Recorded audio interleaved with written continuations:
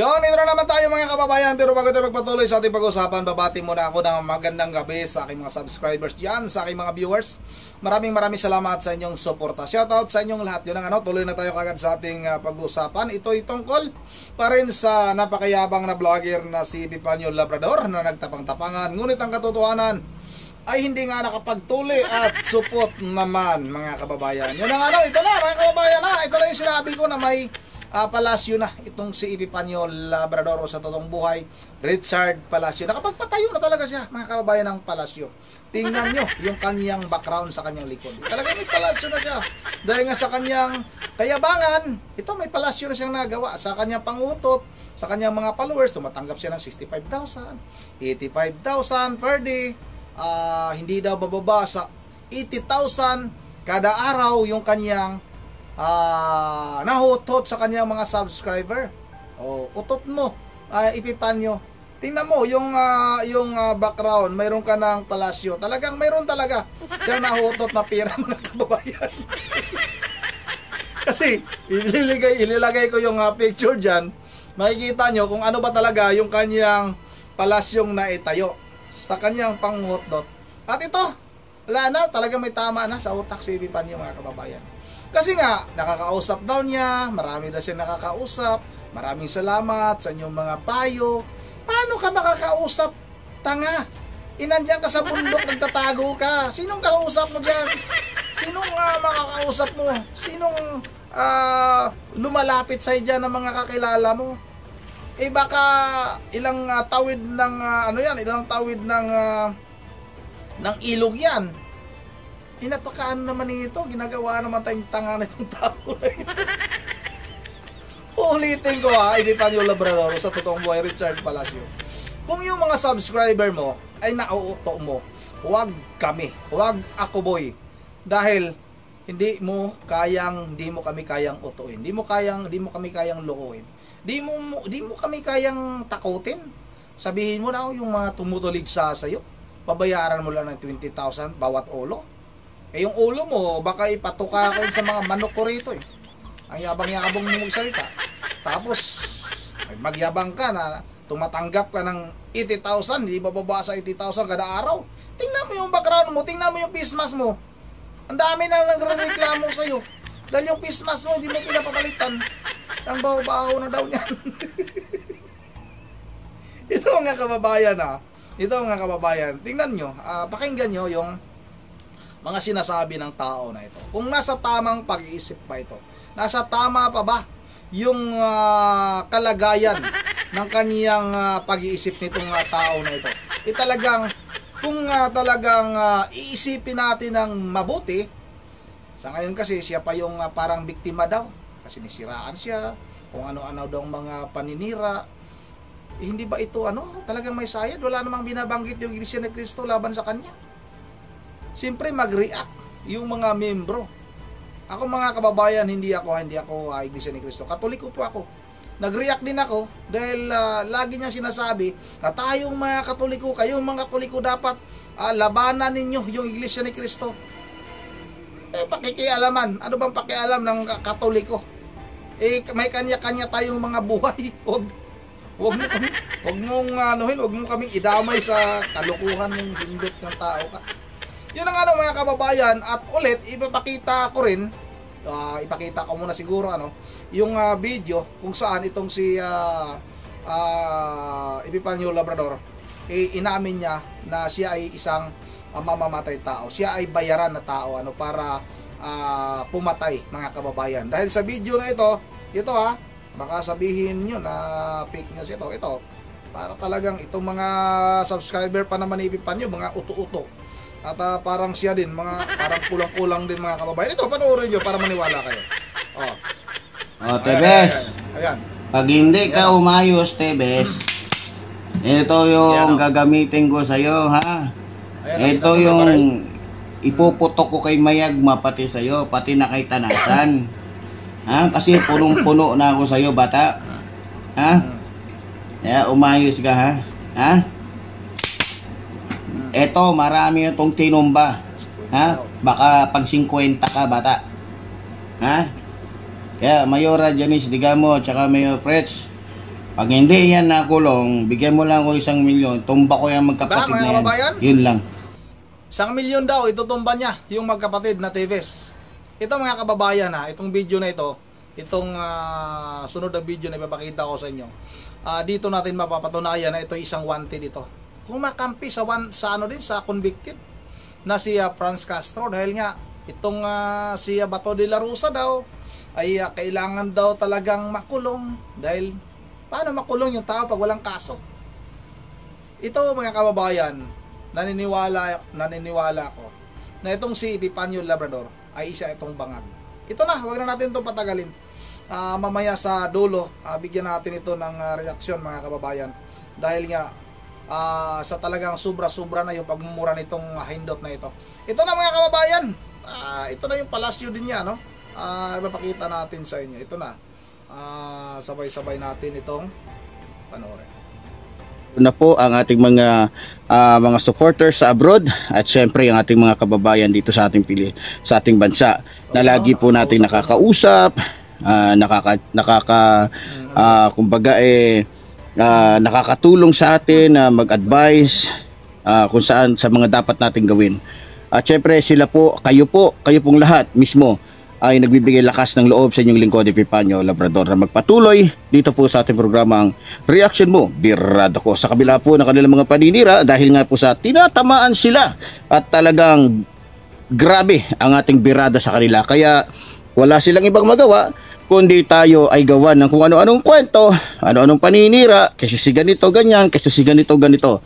So ganun pa man, dahil hindi naman po totoo, tuloy-tuloy po tayo. At wala pong makakatinag at wala pong sino man ang maaaring makapagpigil o makakapagpapigil sa atin.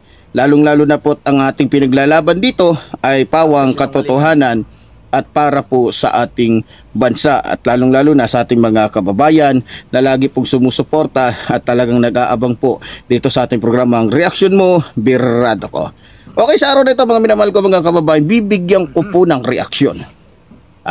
Ito pong naging pahayag ni Bato de la Rosa na kung saan ay pinagyayabang niya na hanggang ngayon daw ay wala pa daw nakasampang kaso sa kanila sa korte, no?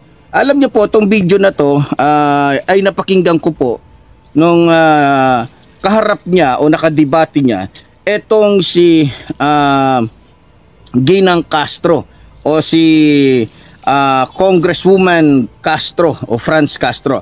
So para maintindihan po ninyo mga minamahal ko mga kababayan, eto't panoorin po natin. Dapat lang kasuhan si dating Presidente Duterte at long overdue na ito. Pati yung mga kasapakat niya at nag-utos sa pagpatay sa war on drugs. Libo-libo ang pinapatay ni Duterte pero wala pang napapanagot. Kaya kailangan talaga ng hustisya ng ating mga mamamayan. Sinasabi natin dito na dapat ay yung kaso na ito ay matagal na, pati na rin siguro. Senator De La Rosa? Ang sagot ko dyan is conditional, no? Hybrid.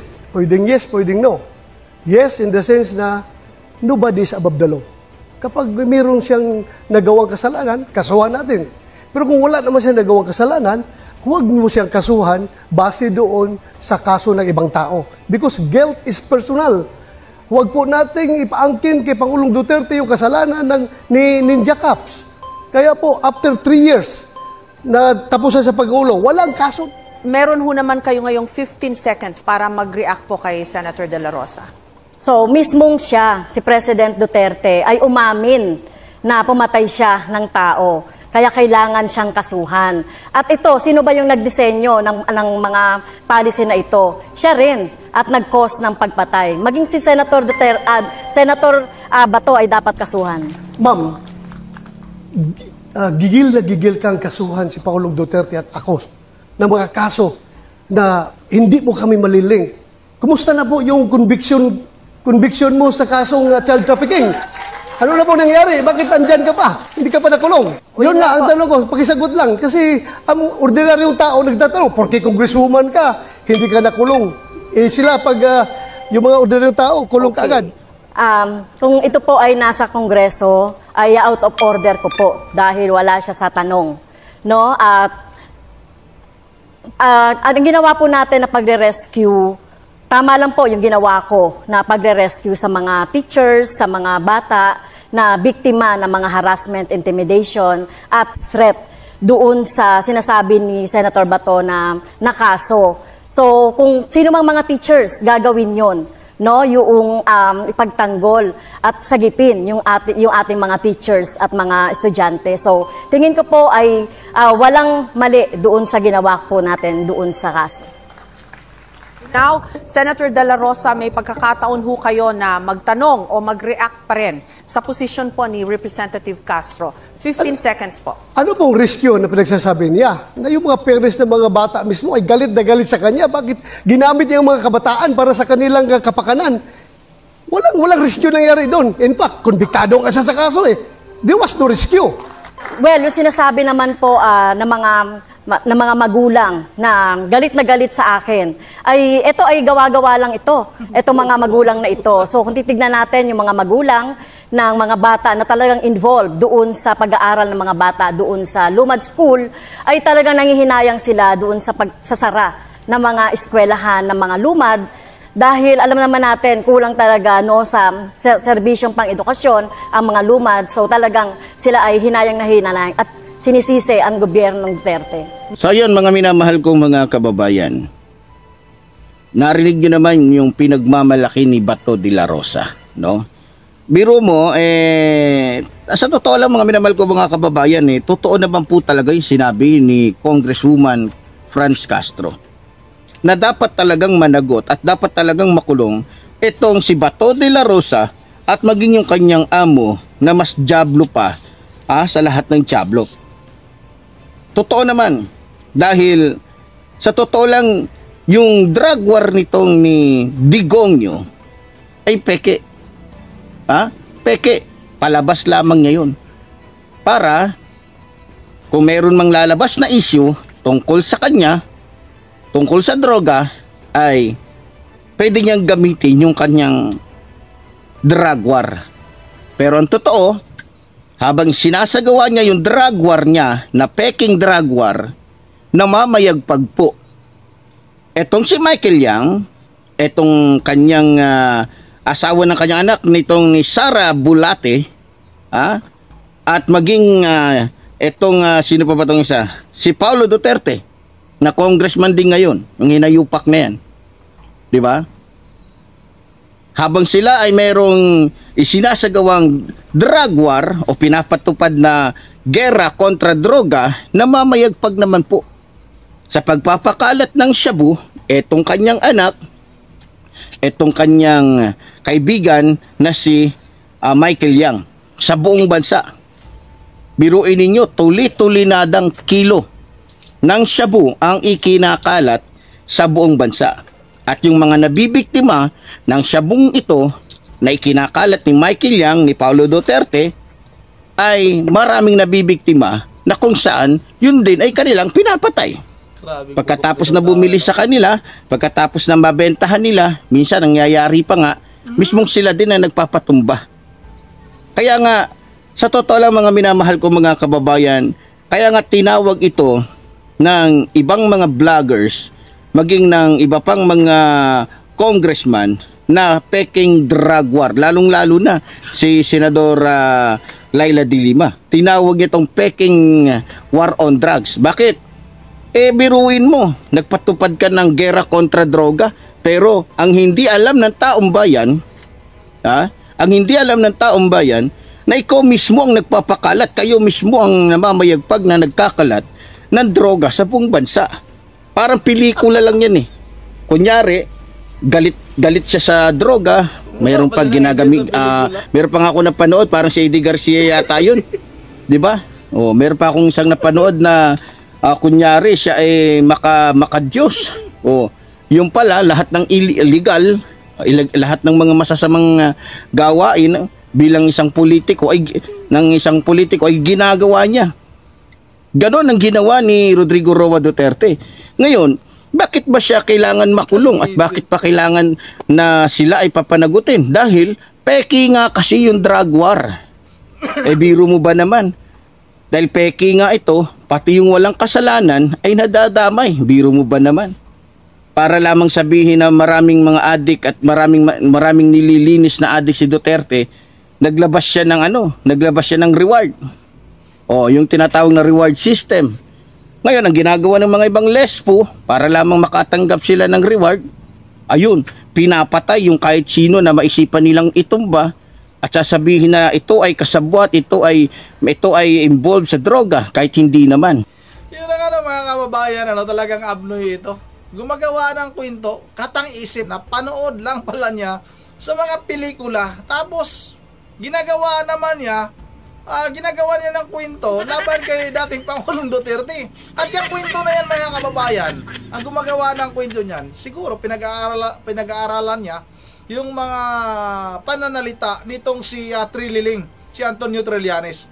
Ginagaya lang niya, mga kababayan. Dito natin mapapatunayan, itong tao na ito ay wala talagang alam. Ang utak nito, gamunggo. Gamunggo ang utak nito. At itong, totoo naman, itong si Franz Castro, bakit hindi pa ito nakakulong? Convicted na. Tapos ngawa dyan sa Kongreso. Parang si Richard Palacio, wanted. Tapos hindi pa rin nakakulong. Dapat ito nakakulong na ito. Kung hindi lang ito makatakas sana makulong ito. Kasi para itong mga kababayan, hindi talaga pakawala ito ng isang congressman dyan sa Negros, na isang NPE, mga kababayan, na dating membro ng Alex Bungkayaw. Hindi kaya ito? Kasi nga pumapabor ito sa mga makakaliwa, itong hindot na ito. At yung sinasabi niya na yung laban sa pinagbabawal na gamot nung panahon ng Duterte, piki daw. Paniniwala mo yan, pinapaniwala mo yung mga subscriber dahil nga ikaw ay isa ka sa bangag, isa ka sa gumagamit. Tingnan mo yung pananalita mo. Ito, mga kababayan, dito natin ma-confirm na itong si Epifanio Labrador ay isang bangag, mga kababayan. Bangag itong tao na ito.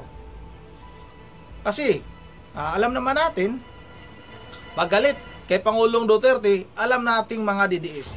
Ang galit kay Pangulong Duterte ay mga durugista, mga bangag. Ganito ang mga sindikato. Ganito ang mga bangag. Dapat malipol talaga ito. Dapat ito talagang matudas itong si Richard Palacio, mga kababayan. Sana nga, sa ating mga kababayan dyan, na mga naghahanap kay Richard Palacio, pakibilis-bilisan nyo naman. Grabe ang sama na nagtabas ng dila nito. Kung ano-ano na lang, napanood lang sa pelikula, ginagawan din niya kagad ng kwento. Mga ganon. Pinag-aralan niya yung video ni Trillanes, ganon din yung mga sinasabi niya. Ilang beses na ba nagkaroon ng pagdinig laban sa mga sinasabi nila laban kay Pangulong Duterte? Walang nangyayari. Kaya walang kaso. Kasi wala talagang ganong nangyayari. Yun ang naman, dito lang muna. At bago tayo magtatapos, pakisampal nga muna dito. Bago tayo magtatapos, ay mag-shoutout lang muna ako, Mag-shoutout lang ako kay Ma'am Berge Religious ng Pulilan, Bulacan, kay Ma'am Joyce ng Japan, kay Ma'am Edisa Borby, kay Coco, Yori at kay Dion, mga apo ni Ma'am Berge yan. Shoutout na rin kay dito tayo sa may bandang baba. Rodolfo Angeles, shoutout sa iyo, idol, ha. Musta ka na, boy support? Wala pa, hindi pa nagpatuloy pa rin. Hindi pa rin siya nagpatuloy. May nagpapa-shoutout sa akin dito, ha. Tika lang, hanapin ko lang, ha. Pasensya natin, hindi kita na shoutout sa una kong video, shoutout, ha, kay Carlito Anguring, pa-victim ED Wow. Pa-victim nga siya. Shoutout, ha, kay Idsilinyon. Excuse me. Supot talaga yan dahil Ilonggo at yan. Ay, wag naman yung mga Ilonggo, ha, baka magalit sa akin. Pero itong si Epifanio Labrador, supot talaga yan. alam mo, kapatid, ha. Si Idsilinyon. Alam mo, ha, talaga. Shoutout rin kay Saldi Ramirez. Ayos ka, mga Antiaw idol. Maghimas ng rihas. Maghimas yan ng rihas. Talaga maghimas ng rihas yan, idol. Hintayin na lang natin. Kung hindi tatakas ng bansa yan, kasi kumuha na daw siya ng passport eh. Kung totoo may passport. Nagpapalakas lahat ng mga sinasabi nitong tao na ito. Nagpapalakas lang po siya ng loob. Talagang, tingnan mo yung palasyo niya na pinagawa niya sa likod. May palasyo siya, yung sinisilungan niya, yung dahon ng niyog na may mga tukod-tukod. Yan yung ginagawa namin yan dito sa probinsya namin pag manghunting kami ng ibon. Tapos nagtatago kami dyan, nagtatago kami para hindi kami mapansin ng ibon. Magaling ako sa airgun. Pag inirgan ko yung mata nitong tao na ito, yung ko lang. Shout out kay Amelia Gatos. Alam ko talaga Talisay Negros yan, malapit sa Bacolod. Ayan, taga Talisay Negros pala ito. Shout out rin kay Romy Masaglang. Namulobi na si Epipanyo sa kayabangan niya. Tama, ebidensya. Pero ikaw, labrading wala kang ebidensya. Sabi ni Amelia Gatos.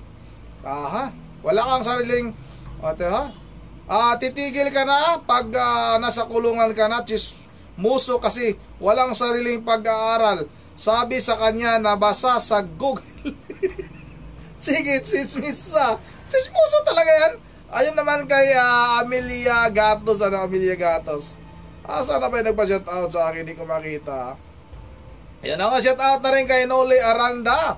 Papasaan ba ang daga kapag nagutom na? Lalabas din yan sa kanyang lungga, sabi ni Noli Aranda. Shoutout na rin ha kay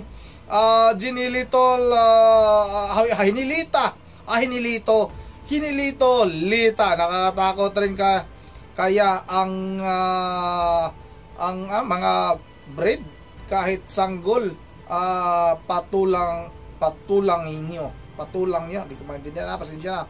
Shout out na rin kay Paslumibaw baka ikaw takot. At shout out na rin kay sana ba yung nagpapa-shout out sa akin itong panyong na ito, sabi ni Jean Velasco wala tong panyong na to, pag namatay to siguradong impyerno. Bagsak nito. Talagang impyerno yan. Shout out na rin na kay Norberto Gabira. Talaga takot ba o sa isip mo lang yan ang shout out na rin. Sana ba pa shout out sa akin, hindi ko makita. Nagpa-shout out sa akin dito, hanapin ko lang Shout out na rin kay Kaidol Family Vlog di na siya nagbibihis at yung Christmas na di na napapalitan. Sinapansin talaga yung Christmas. Shout out na rin kay Bong Garcia, nasa Albay daw, Bicol siya. Nasa Albay, Bicol ba itong tao na ito? O yung mga kasama, mga kaibigan ng vlogger dyan sa Albay, pakisuyo lang, pakitik sa akin kung nandyan sa Albay itong si Richard Palacio. Sana ba nagpa-shout out sa akin? Hindi ko na makita. Pasensya na Upak kapatid, sabi na condolence kay Epipanyo Labrador, sabi ni Speed Ono. O ito na, shout out daw kay Dina Gis. Dina Gis o Tina Gisi. Pa-shout out po, watching from Kuwait. Shout out sa iyo Dina Gis Maraming salamat sa iyong panonood. Shout out rin kay Mira Pinida. Ngayon malinaw na kung sino amo niya. Pakawala ito ng demonyo. Demonyo dyan. Maglalakas loob lang kung walang bayad. Bayad kasi ng amo niya. Yun ang dito na lang muna. Kunwari lang yan, ang amo niya si Marcos. Hindi kilala po ni Marcos yan. Nagpapalakas nga lang ng loob yan. Maniwala kayo sa akin. Nagkukunwari lang yan. Wala yan.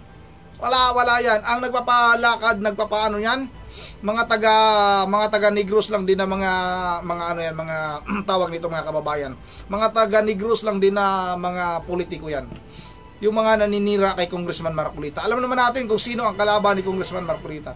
Pag yung sinasabi niya na nasa likod niya itong si Pangulong Bongbong Marcos, si Romualdez at itong si First Lady na mga bangag. Mga kababayan, malabo pa sa sabaw ng pusit yan. Hindi kilala yan. Hindi kilala yang si Epipanyo Labrador. Kailan lang naging vlogger yan?